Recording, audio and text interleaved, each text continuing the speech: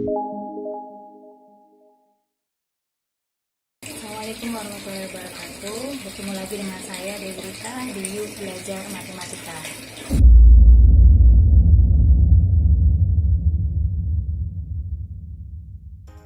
Hai anak-anakku sekalian, kita masuk ke materi minggu ke-5. Materi yang sekarang adalah ukuran penyebaran data tunggal. Nah, untuk pengukuran penyebaran data ini kegunaannya adalah untuk melihat apakah nilai rata-rata suatu data mewakili suatu rangkaian. Yang kedua, untuk melihat perbandingan terhadap variabilitas data. Dan terakhir adalah untuk membandingkan ukuran penyebaran sampel terhadap ukuran populasinya. Baik, kita masuk ke ukuran penyebaran data tunggal. Yang akan kita bahas adalah yang pertama tentang jangkauan, kedua simpangan atau deviasi rata-rata, ketiga simpangan baku, keempat ragam, kelima angka baku, yang terakhir adalah koefisien variasi. Untuk ukuran penyebaran data tunggal ini masuk ke dalam kompetensi dasar 3.29, di mana indikator pencapaian kompetensinya adalah yang pertama kita menentukan ukuran, kedua menganalisis ukuran, ketiga menyelesaikan permasalahan tentang ukuran penyebaran data tunggal. Kita masuk ke dalam pembahasan yang pertama, yaitu tentang jangkauan data tunggal atau yang biasanya kita sebut dengan range. Range dicari dengan mengurangi data tertinggi dikurangi dengan data terendah. Di sini saya punya contoh, diketahui data nilai ulangan matematika 5 siswa kelas 12 OTKP 1 adalah 6, 9, 7, 6, dan 10. Berarti ada 5 siswa. Nah, ditanyakan berapakah jangkauan atau range data tersebut. Kita cari ya. Jangkauan adalah mengurangi data tertinggi dikurangi dengan data terendah. Nah, data tertingginya di sini 10, kita kurangi dengan data terendahnya 6, maka jangkauannya bernilai 4. Yang kedua, simpangan atau deviasi rata-rata data tunggal.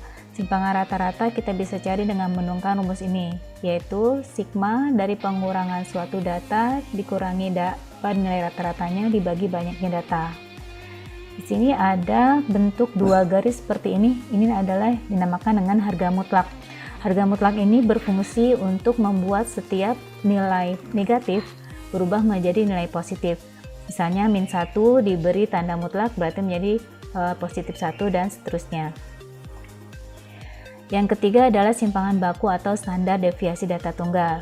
Ada dua rumus simpangan baku, dibedakan dari banyaknya data. Yang pertama adalah jika banyaknya data yang kita miliki kurang dari 30, maka rumusnya adalah simpangan baku akar dari jumlah nilai data dikurangi rata-rata kita pangkat 2 dibagi dengan banyaknya data dikurangi 1. Lalu bila nilai banyaknya data kita miliki adalah lebih besar atau sama dengan 30, maka simpangan baku dicari dengan mencari akar dari pengurangan data dikurangi rata-rata di pangkat 2 dibagi n. Jadi bedanya hanya pada pembaginya. Jika nilai n-nya kurang dari 30 atau banyak data kurang 30, maka pembaginya adalah n-1. Jika n-nya lebih besar sama dengan 30, maka pembaginya adalah n. Terangannya ya.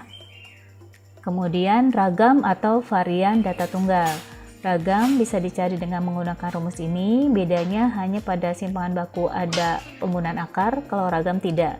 Atau jika kita sudah mendapatkan nilai simpangan bakunya, gunakan simpangan bakunya tinggal dipangkatkan 2. Di sini ada contoh untuk soal simpangan rata-rata, simpangan baku, dan ragam data tunggal.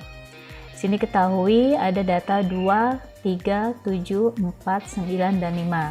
Yang ditanyakan adalah berapakah simpangan rata-rata, kedua simpangan baku, dan terakhir ragam. Kita jawab ya.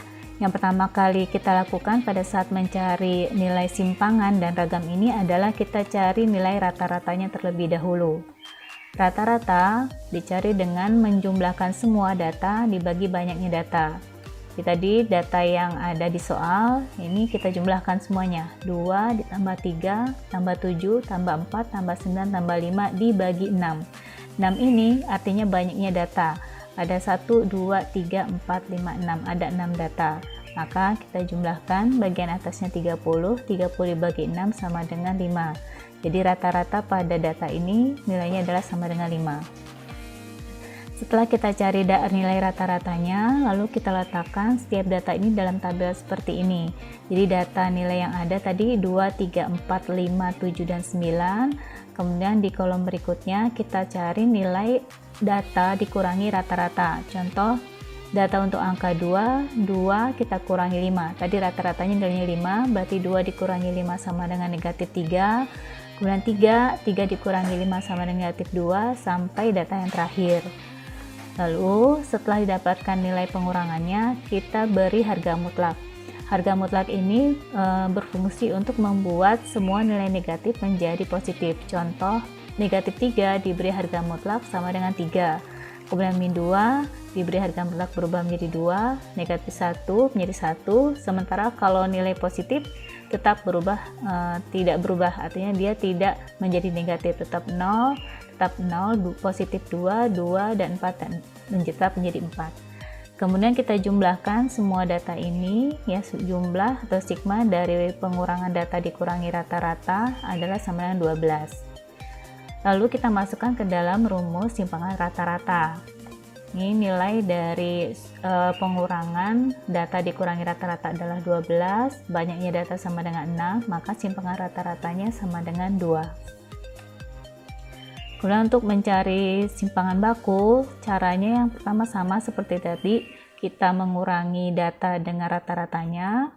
Kemudian kolom yang berikutnya adalah kita pangkatkan 2 untuk nilai data dikurangi rata-ratanya, seperti min 3 dipangkatkan 2 sama dengan 9, min 2 kita pangkatkan 2 sama dengan 4, kemudian min 1, dan seterusnya sampai bilangan yang terakhir.